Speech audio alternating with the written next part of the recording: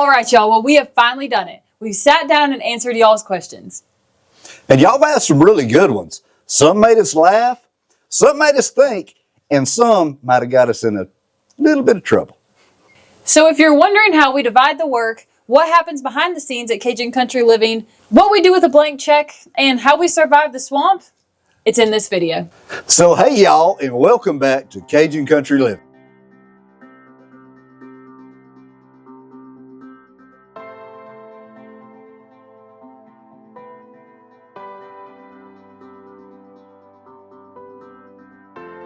First question. What is the most redneck thing y'all have ever done without even thinking twice? Oh, that's an easy one. One time, me and Lydia was riding down the highway and we passed this huge soft-shell turtle. I'm talking about like a record soft-shell turtle. Huge. And what happened then? Well, I didn't actually see the soft-shell turtle, so whenever Jim slammed on the brakes, y'all, I was quite confused. And, you know, at this time, I had been about 90% northern and only about 10%, I'd say, acclimated to down here. So I was really confused. So I slammed on the brakes and took off down the busy highway after this soft-shell turtle. Hey, don't judge. Soft-shell turtle, that's a Cajun delicacy. He's not kidding. I literally was looking in the rearview mirror and the only thing that I saw was like this. Squat down for me for a second. That was a turtle going right in the back of your truck. Hey, but if you think those things can't run, don't buy into the propaganda. The turtles are slow because that thing was hooking them. I'm talking about hooking them. So what do we do then? Well, I was able to catch it and it was completely trying to eat me up now. So we got it in the back of the truck and it may or may not ended up taking a nice warm bath, soaking bath with the Holy Trinity, you know, some bell pepper and onion and a little bit of celery, a little tomato sauce. It might have been, you could call that bath a sauce piquant. You know what I mean? Sauce piquant, right? That's it, right? Mm-hmm. That was pretty redneck. It was. But paired with a little bit of jasmine rice and just the right ambiance, mwah, chef's kiss. Hey y'all, so before we get to the next question, I've got to put you all on something that has been a game changer for us here. And that is Thrive Market. It's been our go-to for getting healthy, affordable groceries without ever leaving the house. And look, whenever you're way out here in the sticks like we are, that is a big deal. We stocked up on all different kinds of good stuff, from snacks, clean pantry staples, even Band-Aids. You can shop by diet too, like keto, high protein, or even low sugar. It all sorts it out for you. And what I love most about this is that they actually don't upcharge you for organic or clean brands. You get the good stuff without paying grocery store markups. By ordering Thrive, we save $50 just on our last order. Plus, I don't have to drive over an hour to the grocery store, and that alone, y'all, is definitely worth it. They've also got this awesome feature called Thrive Gives. For every paid annual membership, they donate a free one to someone in need. Teachers, low-income families, even veterans, it's like shopping with a purpose. Click the link that's going to be in the description box or go to thrivemarket.com/Cajun Country Livin to get 30% off of your first order and a free gift whenever you join Thrive Market today. That's thrivemarket.com/Cajun Country Livin, 30% off and a free gift, y'all. You really can't beat that. Thrive Market made our grocery run way easier, and now I've got more time to do what matters, being out here and living life. So thank you, Thrive, for sponsoring this video. If I was a tool, what would I be and why? Well, that's a good one because I don't feel like I can really win because whatever I do, I'm going to be calling you a tool. In all honesty, I guess I would have to say, if I had to describe Lydia as a tool, I would say that she's a multi-tool. Serves many purposes, is always readily and available for any task at hand, and she's always one that you want to keep in your pocket. Okay, well, the same goes for you. If I was a tool, what kind of tool would I be? I would probably put you as duct tape. Only because it's not like you have to be in the fanciest of things, and duct tape's not the fanciest, but it definitely does the job. Very functional. That's what I'm saying. So you need to patch a hole, we got duct tape. Got a broken leg on a chair, duct tape. I'm really making you mad on a Monday morning? Duct tape. Fixes all the problems. And if you put it really nicely and neatly, it's quite attractive. That's what I'm saying. And y'all make sure to drop in the comments right now and list what kind of tools y'all think that would be.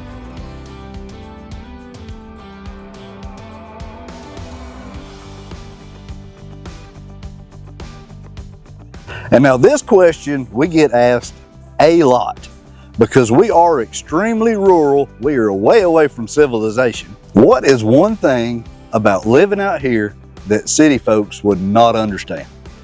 Probably the simplest answer is that you don't have everything at your disposal. So for example, if you want to have a sandwich and you don't have any bread, you got to drive 45 minutes into town just to get a loaf of bread. It's definitely a big culture shock. Which is another reason that Lydia is taking up bread making. So a lot of times, that's where we get it from. We're running a little low.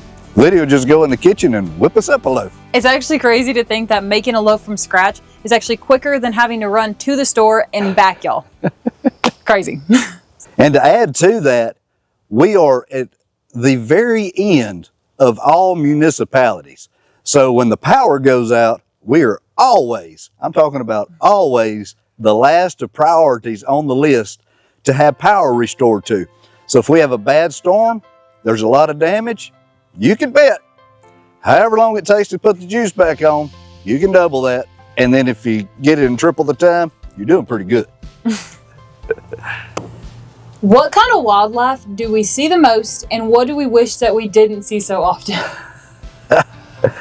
Oh, wildlife, I would have to say we see a lot of snakes and we see a lot of raccoons, possum, deer, pigs, those kind of things. And things that we wish that we didn't see so often? Snakes, spiders, bugs in general. The bugs in general down here are no joke.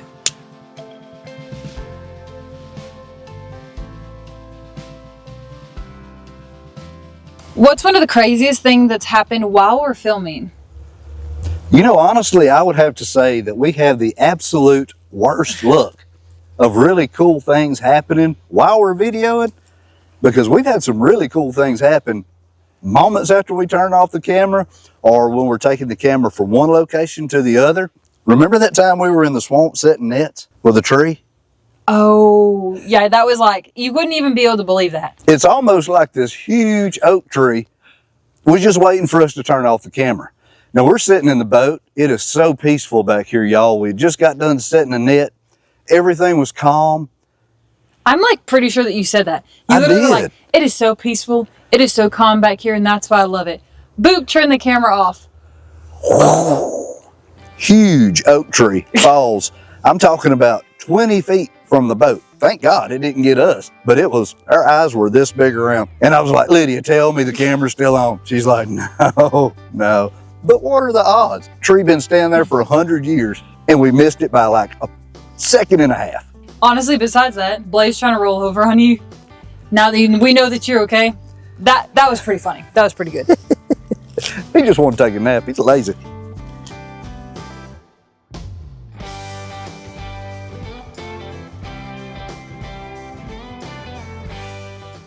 What's next?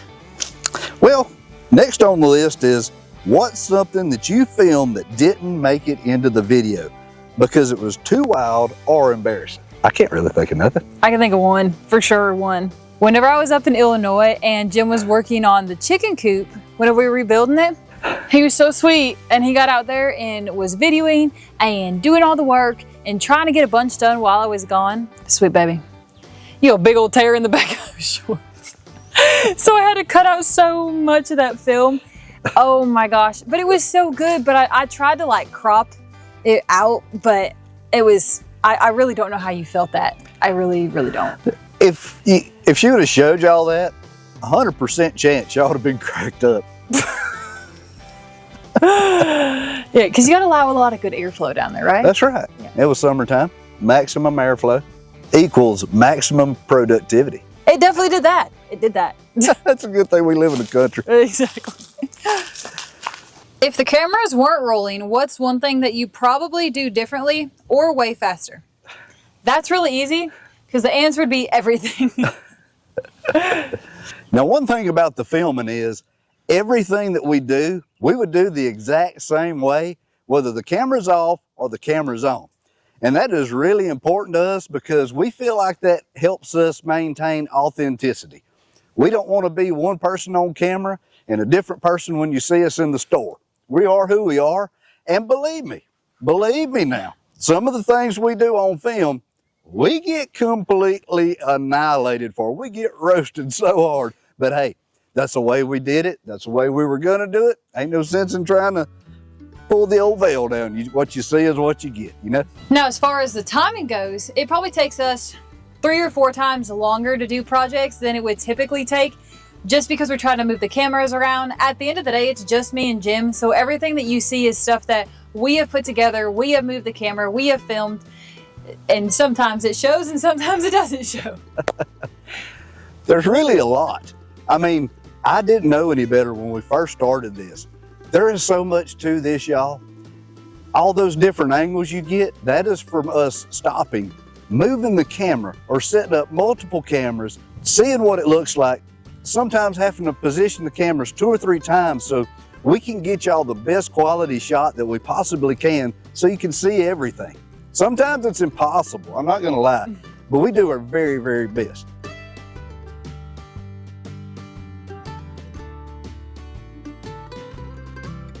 What's y'all's biggest, that's not how you do it project? That's easy. Dry pour.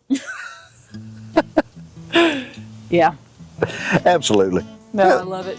Yeah, well, the concrete whisperer's still hating it this very day. Yet, this whole place is surrounded by dry pour concrete. Oh, it's so awful, but it's everywhere and it works great. Sorry.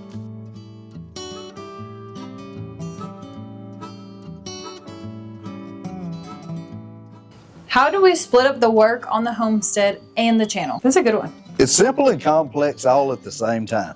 Lydia is the mastermind behind the video production. She has an eye for things, she sees the angles, and I pretty much just follow her lead because 9 times out of 10, when I have an idea, we follow through with my idea, it looks like total garbage. So we always try to go with her instincts, unless I see something that really, really works, and then we'll go with it that way. Production-wise, I'm kind of in charge, and anything that y'all see labor-wise, Jim is in charge. So anything that's going to require any type of building, any type of tools, whatever materials that we're going to need, he's kind of in charge of that. So we decide on a project together, and then from there we both kind of assess how we want to go through with the process. How do we want to video it is on me, and what are we going to need for the video is on Jim.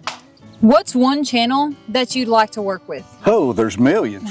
There's so many talented people out there, it's insane. Honestly, we'd be honored to collab with anybody, but I don't know if we had to pick one. I know who it'd be for me. I'd have to pick Vice Grip Garage. Old Derek, I can see me and old Derek getting along pretty good because he has a real common sense approach to almost everything that he does, and he doesn't get rattled too easy. So I really feel like, as far as personalities go, be a good fit. I bet if we all go over to our other channel, Cajun Country Clunkers, and at Vice Grip Garage, in our last video, I bet we could make Jim's dream come true. And I wonder if he's ever ate crawfish before. Maybe we should find out. If someone handed you a blank check right now, what is the first project that you do next?